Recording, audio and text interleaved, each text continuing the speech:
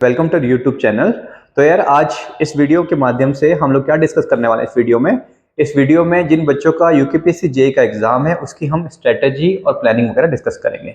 क्योंकि जैसे मैं यूट्यूब में देखता हूँ यार तो काफ़ी हजल बजल मुझे आजकल नजर आ रही है। ठीक है, बहुत ज़्यादा लोग एक्टिव हो गए और बहुत सारे सीजनल इंस्टीट्यूशन भी एक्टिव हो गए आपके। ठीक है, जो कि मुझे बहुत ज़्यादा सरप्राइज करता है आपका।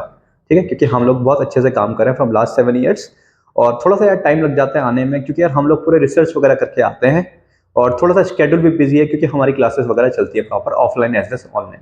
ठीक है, तो थोड़ा सा यार टाइम लग जाता है चीज़ें लिखने में, फ्रेम करने में और आपके सामने प्रेजेंट करने में। ठीक है, तो आप बिल्कुल इसको ऑथेंटिकेटेड वीडियो मानिएगा, इसमें कोई भी ऐसा नहीं है। और हमेशा हमारी जो स्कीम होती है या जो जितने भी हम काम करते हैं वो हमेशा स्टूडेंट्स के फेवर में होती है।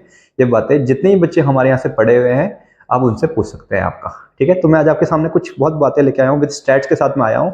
ये मेरे पास यूकेपीएससी जेईई का पेपर है जो इस बार आपका हुआ था और इसमें किस तरीके से क्वेश्चंस वगैरह आए थे। ये टेक्निकल का है नो डाउट। अभी हमारे जो इंग्लिश वाले सर हैं और हिंदी वाले सर हैं वो आपको बताएंगे। वो वीडियो थोड़ा कुछ दिनों के बाद आएगी, क्योंकि यार पहले ना टेक्निकल पे फोकस कर लीजिए, क्योंकि out of the 920 marks 720 marks का आपका टेक्निकल है आपका।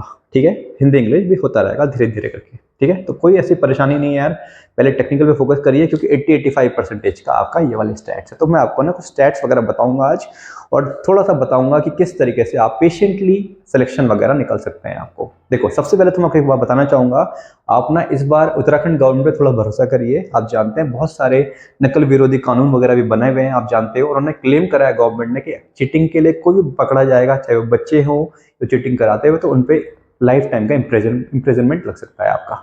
ठीक है, और 1-1 करोड़ तक का फाइन भी उन्होंने बोला हुआ है। तो थोड़ा तो गवर्नमेंट भी कुछ अच्छा कर रही है अपनी तरफ से। ठीक है, और जैसे मैंने पिछले भी आपको बताया था, पिछले वीडियो में भी बताया था कि आप इसको ना नेगेटिव पॉइंट ऑफ व्यू से मत लीजिए। क्योंकि आप सोचिए कि 700-800 पोस्टों में से अगर 200-300 पोस्टें में ऐसे बच्चे जाते, ठीक है, जो डिजर्व करते ही नहीं, और 200-300 बच्चे ऐसे रह जाते जो डिजर्व करते थे आपके, तो कहीं ना कहीं गड़बड़ हो जाती है आपकी। समझ पा रहे हैं आप इसमें? तो अभी आपके लिए थोड़ा एक फेयर चांसेस है। ठीक है, और थोड़ा सा यार आप देखिए, अब यार ये चीजें हुई है तो ये हमारे हाथ में नहीं है और हम पूरी कोशिश करेंगे, पूरा जोर लगाएंगे और इस वाले एग्जाम में जितने भी मार्क्स हमारे थे उससे हम ज्यादा लेके आएंगे। ठीक है, देखो बीइंग इंस्टीट्यूट यार, जितना धक्का आपको लगा है उतना धक्का हमको भी लगा हुआ है, क्योंकि हमारे पास भी 150 स्टूडेंट्स प्लस थे इसमें, जो कि सिर्फ हमारे बच्चे थे।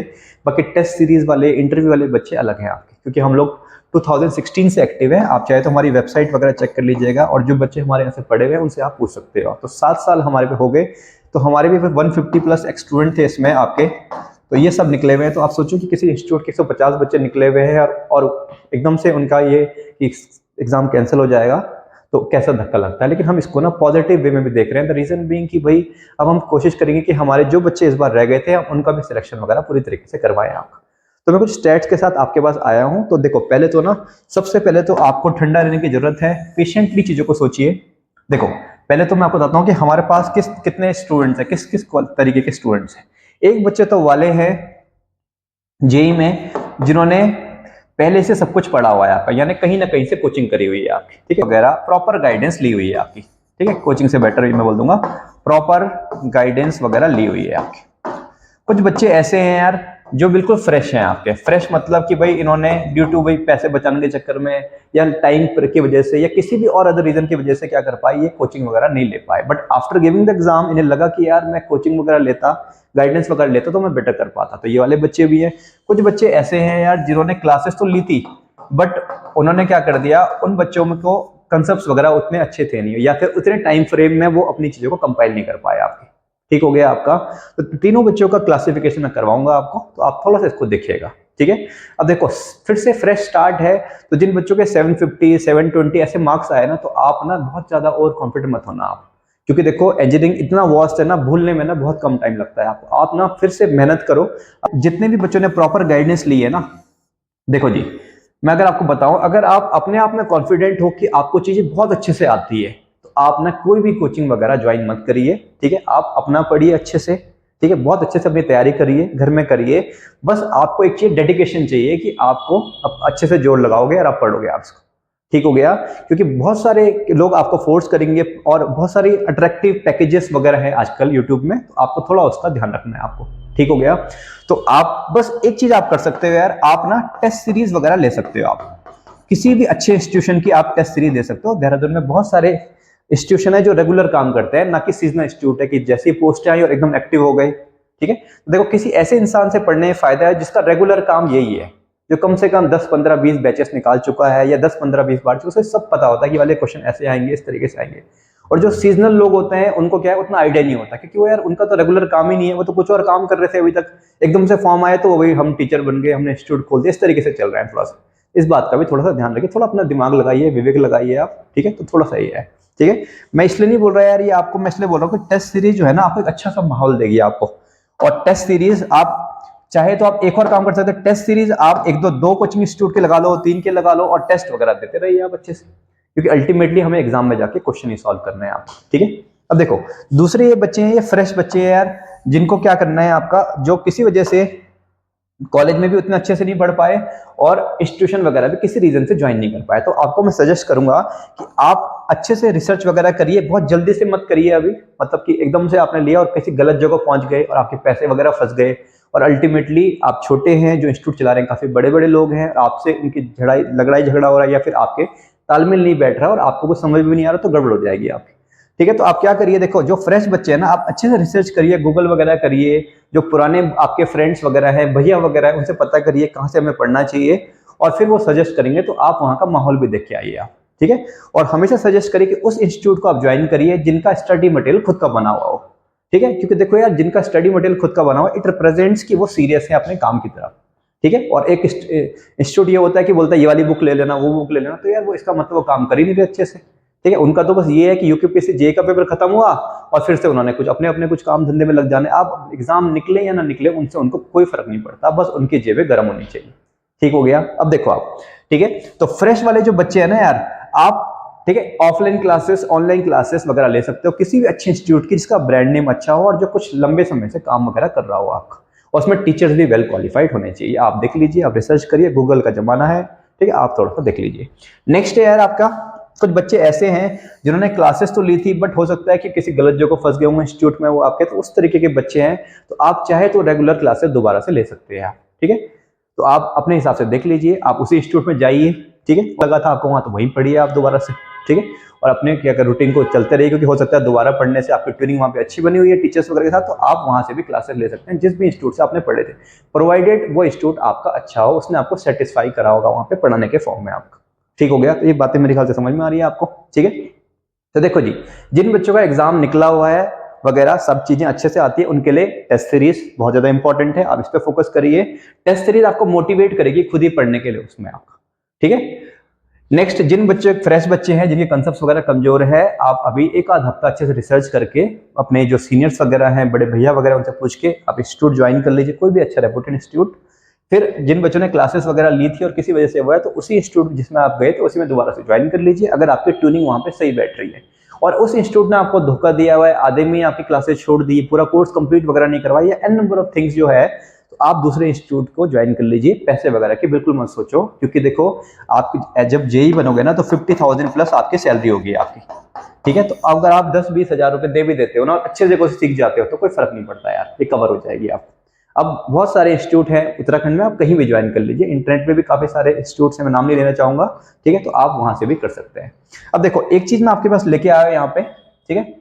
नेक्स्ट, ये पेपर 1 में जो आपका 360 नंबर का होता है, 180 क्वेश्चन होते हैं, इसमें कौन कौन से सब्जेक्ट से कितने कितने क्वेश्चन आए थे इस बार वाले पेपर में, ये मैं आपको बताता हूँ। तो यार ये बने हुए, देखो आरसीसी से इस बार की बात कर रहे हैं, जो पेपर अभी 2022 में हुआ था लास्ट टाइम, जो कैंसिल हुआ था पेपर, उसमें आरसीसी से 31 क्वेश्चन थे, स्टील से 19 क्वेश्चन थे, सॉम से थे 29 क्वेश्चन, सॉइल से 22 क्वेश्चन थे, ये नंबर बढ़ सकता है इस बार मेरे हिसाब से।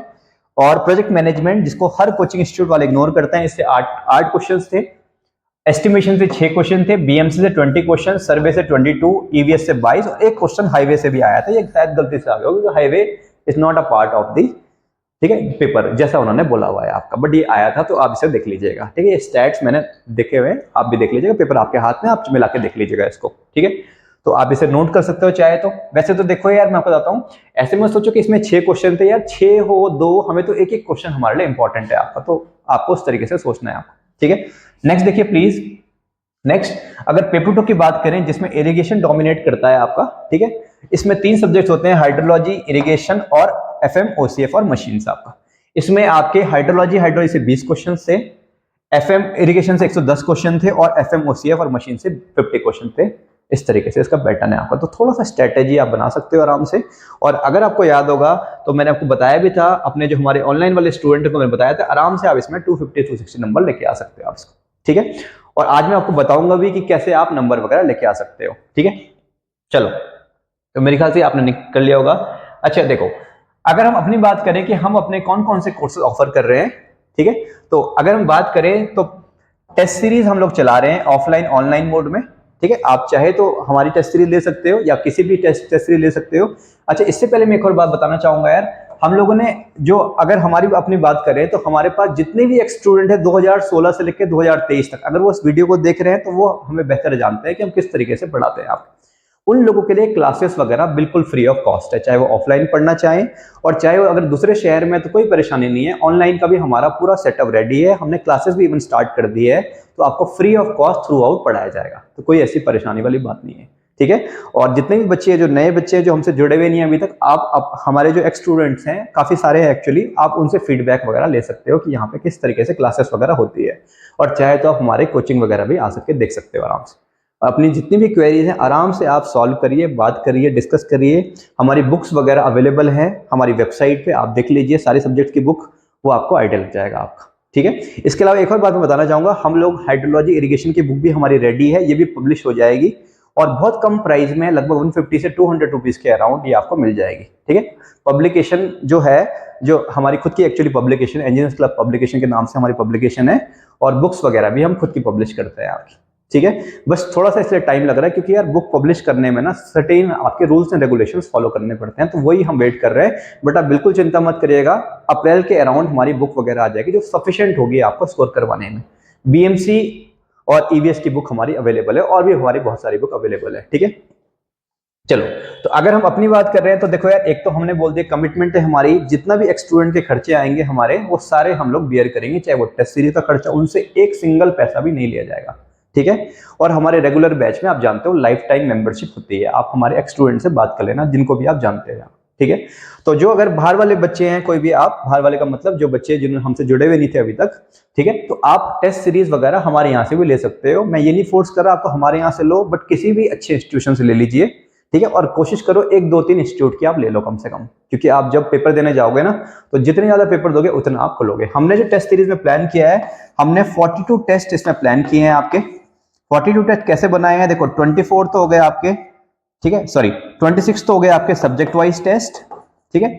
इसमें 3 हिंदी 3 इंग्लिश है, और 20 टेस्ट जो है वो टेक्निकल के हैं, और 4 into 4 मतलब 4 सेट जो है ना आपके, क्योंकि आप जानते हो एक सेट में 4 पेपर होते हैं, हिंदी, इंग्लिश, पेपर 1 पेपर 2, तो 4 सेट या 4 फुल लेंथ टेस्ट जो है हमारे ये होंगे। तो 26 और 16 जो है 42 टेस्ट हम लोग करवाएंगे, और क्वालिटी टेस्ट होंगे इसके, ऑफलाइन ऑनलाइन दोनों मोड में होंगे।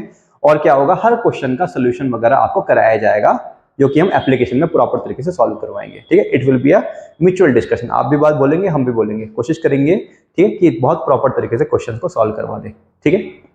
नेक्स्ट है, जिन बच्चों ने यार पहले कहीं से पढ़ा हुआ है बट वो सेटिस्फाइड नहीं है, ठीक है, तो उनके लिए हमने, और इस वाले में जैसे कुछ बच्चे हैं जिनकी एज वगैरह ज्यादा है थोड़ा सा, कुछ ऐसे भी बच्चे होते हैं कि जिनका भाई यूपीपीएससी जेई को टारगेट कर रहे हैं, एसएससी जेई वगैरह नहीं दे सकते, या किसी भी रीजन से वो देना भी नहीं चाहते, कुछ इस तरीके से भी हो सकते हैं आपके, तो उनके लिए हमने UPPSC JE revision batch start करा हुआ है आपका। इस रिवीजन बैच में क्या होगा समझने की कोशिश करिएगा। पहले तो इसमें इंग्लिश क्लास होगी अच्छे से, नोट्स भी दिए जाएंगे आपको, हिंदी की क्लास होगी इसमें प्रॉपर, और टेक्निकल इसमें जो है वो पढ़ाया जाएगा हमारे नोट्स के थ्रू।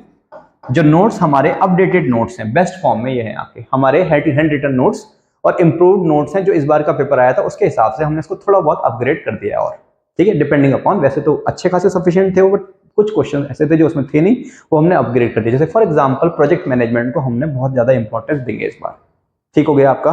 तो ये इस तरीके से, इसके अलावा बुक्स वगैरह भी आपको हमारी पूरी की पूरी मिलेगी आपको, ठीक हो गया।